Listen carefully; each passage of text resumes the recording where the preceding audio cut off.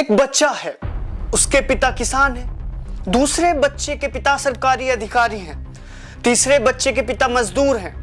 तीनों एक ही परीक्षा देते हैं, तीनों एक ही कॉलेज में जाना चाहते हैं, तीनों एक ही नौकरी पाना चाहते हैं। लेकिन क्या तीनों की शुरुआत एक जैसी है? और यहीं से शुरू होती है भारत की सबसे विवादित, सबसे संवेदनशील और शायद सबसे जरूरी बहस, आरक्षण।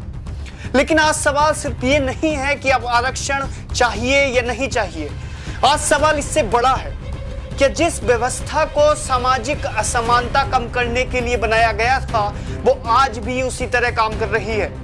क्या आरक्षण हमेशा के लिए होना चाहिए? क्या आर्थिक रूप से कमजोर व्यक्ति की गरीबी भी सामाजिक सहायता का आधार होना चाहिए? और सबसे बड़ा सवाल, अगर आरक्षण हटाना है तो उसके बाद भारत में समान अवसर कैसे सुनिश्चित होगा? क्योंकि इस बहस के बीच आज 2026 में एक नया आंदोलन सड़क पर है, आरक्षण हटाओ आंदोलन। 21 अगस्त को दिल्ली के जंतर मंतर पर बड़ी संख्या में लोग जुटे। प्रदर्शनकारियों ने जाति के बजाय आर्थिक स्थिति के आधार पर सहायता और रिजर्वेशन रिफॉर्म्स की मांग उठाई। लेकिन यह आंदोलन अचानक पैदा नहीं हुआ, इसके पीछे एक बहुत बड़ी बहस है और आज हम इसी बहस को समझेंगे। आरक्षण आखिर आया ही क्यों? भारत जब आजाद हुआ तब संविधान निर्माताओं के सामने सिर्फ एक देश बनाने की चुनौती नहीं थी, एक ऐसा समाज बनाना था जहां जन्म किसी इंसान की पूरी जिंदगी तय न करे। सदियों की सामाजिक असमानता, शिक्षा में वंचित रहना, सरकारी संस्थाओं में कम प्रतिनिधित्व, इन सब का असर सिर्फ व्यक्ति पर नहीं पड़ रहा था, पूरे समुदाय पर पड़ रहा था। इसलिए संविधान ने इक्वालिटी की बात की, लेकिन सिर्फ फॉर्मल इक्वालिटी की नहीं। क्योंकि अगर दो लोग एक दौड़ में खड़े हैं लेकिन एक व्यक्ति के पैर में सदियों से बंधी जंजीर है, तो दोनों से कहना दौड़ो अब सब बराबर है, कागज पर बराबरी हो सकती है लेकिन जमीन पर नहीं। यही रिजर्वेशन की मुख्य सोच का एक हिस्सा था। किसी सिर्फ बराबर मौका देना नहीं, बल्कि जिन लोगों को लंबे समय तक अवसरों से दूर रखा गया उन्हें अवसर तक पहुंचाने में मदद करना। लेकिन कहानी यही खत्म नहीं होती। समस्या तब शुरू होती है जब कोई समस्या अस्थायी समाधान से स्थायी राजनीतिक व्यवस्था बन जाए। आरक्षण का उद्देश्य रिप्रेजेंटेशन और सोशल जस्टिस था, लेकिन भारत में समय के साथ रिजर्वेशन शिक्षा, सरकारी नौकरियां, राजनीति, चुनावी गणित सबसे जुड़ता चला गया। एक समुदाय कहता है मुझे भी रिजर्वेशन चाहिए, दूसरा कहता है हमारे साथ अन्याय क्यों, तीसरा कहता है हम आर्थिक रूप से कमजोर है लेकिन हमें कुछ नहीं मिलता। और फिर सरकारों पर प्रेशर आता है, आंदोलन होते हैं, जातियां मोबिलाइज होती हैं, राजनीतिक दल अपने समीकरण बनाते हैं और रिजर्वेशन सिर्फ सोशल पॉलिसी नहीं रहता, वो इलेक्टोरल पॉलिसी का भी हिस्सा बन जाता है। अब बात करेंगे कि मंडल के बाद भारत की राजनीति कैसे बदली। 1990 का दशक, भारत में मंडल कमीशन की सिफारिशों का इंप्लीमेंटेशन हुआ। ओबीसी रिजर्वेशन ने भारतीय राजनीति को फंडामेंटली बदल दिया।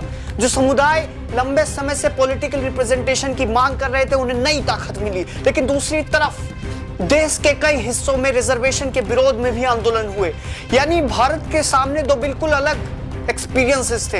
एक तरफ रिजर्वेशन ने हमें सेल्फ रिप्रेजेंटेशन दिया, दूसरी तरफ रिजर्वेशन ने मेरिट और कंपटीशन को नुकसान पहुंचाया, और दोनों पक्षों के पास अपनी अपनी कहानियां थी। यहीं से रिजर्वेशन डिबेट और ज्यादा इमोशनल बन गई। अब आते हैं उस बात पर जिसका इस्तेमाल आज के रिजर्वेशन हटाओ मूवमेंट में सबसे ज्यादा सुनाई देता है, मेरिट। लेकिन मेरिट आखिर है क्या? एक परीक्षा में 95 अंक या 90 अंक या 85 अंक? क्या केवल परीक्षा का स्कोर ही मेरिट है? मान लीजिए एक छात्र के पास प्राइवेट स्कूल है, महंगे कोचिंग इंस्टीट्यूट्स हैं, घर में पढ़ाई का माहौल है, हाई स्पीड इंटरनेट है। दूसरा छात्र सरकारी स्कूल से आया, गांव से आया, उसके घर के पढ़ने की जगह तक नहीं मिली। और तीसरा पहली पीढ़ी का लर्नर है। अब दोनों को एक ही परीक्षा में बैठाकर कहना अब कंपटीशन बिल्कुल इक्वल है, क्या ये पूरी कहानी है? नहीं। लेकिन यही दूसरी तरफ एक जेन्युइन सवाल भी आता है, अगर किसी व्यक्ति ने पॉवर्टी और डिसएडवांटेज को पार कर लिया, उसके परिवार की आर्थिक और सामाजिक स्थिति बदल गई, तो क्या रिजर्वेशन का बेनिफिट पीढ़ी दर पीढ़ी उसे मिलना चाहिए? यहीं से क्रीमी लेयर और टारगेटिंग की बात महत्वपूर्ण हो जाती है। इसलिए असली सवाल शायद रिजर्वेशन या नो रिजर्वेशन नहीं है, असली सवाल है रिजर्वेशन किसे मिले, क्यों मिले और कितने समय तक मिले। 2019 में कॉन्स्टिट्यूशन के 193वें अमेंडमेंट के जरिए ईडब्ल्यूएस रिजर्वेशन का कॉन्स्टिट्यूशनल फ्रेमवर्क आया। इसका उद्देश्य इकोनॉमिक वीकर सेक्शन को रिजर्वेशन फ्रेमवर्क में शामिल करना था। सुप्रीम कोर्ट ने 2022 में 103वें अमेंडमेंट को अपहोल्ड किया। इसका मतलब क्या हुआ? एक महत्वपूर्ण बात सामने आई। भारत की रिजर्वेशन डिबेट अब केवल कास्ट आइडेंटिटी तक सीमित नहीं रही। इकोनॉमिक डिसएडवांटेज भी पॉलिसी डिस्कशन का हिस्सा बन चुका था। लेकिन इससे कास्ट बेस्ड रिजर्वेशन की मूल जस्टिफिकेशन खत्म नहीं हुई, क्योंकि कास्ट और पॉवर्टी दो बिल्कुल एक जैसी चीजें नहीं है। गरीबी आर्थिक स्थिति है, जातिगत भेदभाव एक सामाजिक संरचना से जुड़ा प्रश्न है। इसलिए दोनों को एक ही चीज मानना भी गलत होगा और दोनों को पूरी तरह अलग करके देखना भी अधूरा होगा। तो फिर आरक्षण हटाओ आंदोलन क्या कह रहा है? अब आते हैं 2026 पर। आज सोशल मीडिया पर रिजर्वेशन हटाओ मूवमेंट में बड़ी रीच बनाई है। जुलाई 2026 तक इसके इंस्टाग्राम प्रेजेंस को लेकर कई रिपोर्ट से मिलियंस ऑफ फॉलोअर्स की बात सामने आई है। और अब ये सिर्फ सोशल मीडिया कैंपेन नहीं है, दिल्ली की सड़कों तक पहुंच चुका है। 21-22 अगस्त को प्रोटेस्ट हुए। प्रदर्शनकारियों की मुख्य मांग है जाति के बजाय आर्थिक जरूरत को महत्व दिया जाए। उनका आर्ग्यूमेंट है, अगर गरीबी समस्या है तो सहयोग गरीब को मिलना चाहिए। अगर अवसर की कभी समस्या है तो अपॉर्चुनिटी उस व्यक्ति तक पहुंचनी चाहिए जिसे उसकी जरूरत है। और अगर मेरिट महत्वपूर्ण है तो सिलेक्शन में मेरिट की भूमिका मजबूत होनी चाहिए। कुछ प्रोटेस्टर्स ने इसी भावना से स्लोगन में कहा, आरक्षण गरीब को मिले, जाति को नहीं। लेकिन यहाँ एक बात बहुत जरूरी है, इस आंदोलन के हर समर्थक की राय एक जैसी हो ऐसा जरूरी नहीं।